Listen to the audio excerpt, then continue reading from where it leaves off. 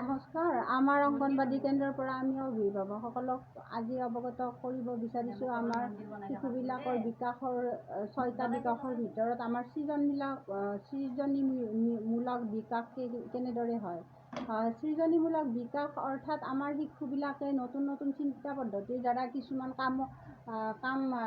কামৰ জৰিয়তে বা কিছুমান কৌশলৰ জৰিয়তে নতুন নতুন চিন্তা মগজুত বিকাশ হয় আৰু সেইটো হৈছে সৃজনীমূলক বিকাশ। আৰু সেই বিকাশৰ বাবে আমাৰ এনেকুৱা ধৰণৰ অংগনবাদীত আমাৰ এনেকুৱা ধৰণৰ কৌশল পদ্ধতি আছে।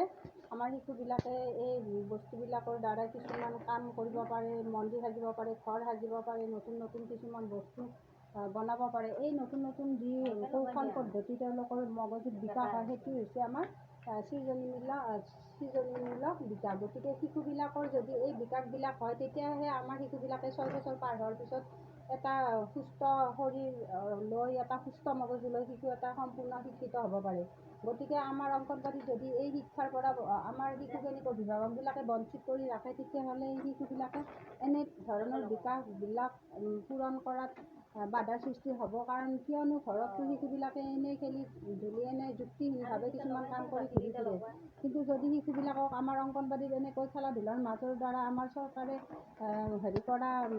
সৃষ্টি কৰা কিছুমান শিক্ষাৰ কৌশল সিহঁতৰ আগত আমি যেতিয়া খেলিবলৈ লওঁ তেতিয়া সিহঁতৰ এই শিক্ষা পদ্ধতিৰ দ্বাৰা সিহঁতৰ মগজুৰ বিকাশ হয়। গতিকে আমাৰ শিশুবিলাকক আপোনালোকে অংগনবাদীত আনি এনেকুৱা ধৰণৰ শিশুৰ বিকাশৰ বাবে শিক্ষাবিলাক আয়ত্ব কৰি লওক। কিয়নো আমাৰ শিশুবিলাকে যদি 3 বছৰৰ পৰা এই শিক্ষাবিলাক নাজানে বা এই বিকাশ নহয়, শাৰীৰিক বিকাশ, মানসিক বিকাশ, ভাষাৰ বিকাশ আৰু এই সৃজনীমূলক বিকাশ এইবিলাক নহয়, তেতিয়াহ'লে শিশু এটা কেতিয়াও আপোনালোকে যিমান ডাঙৰ স্কুলত দিলেও শিশু এটা সম্পূৰ্ণ শিক্ষা ল'ব নোৱাৰে।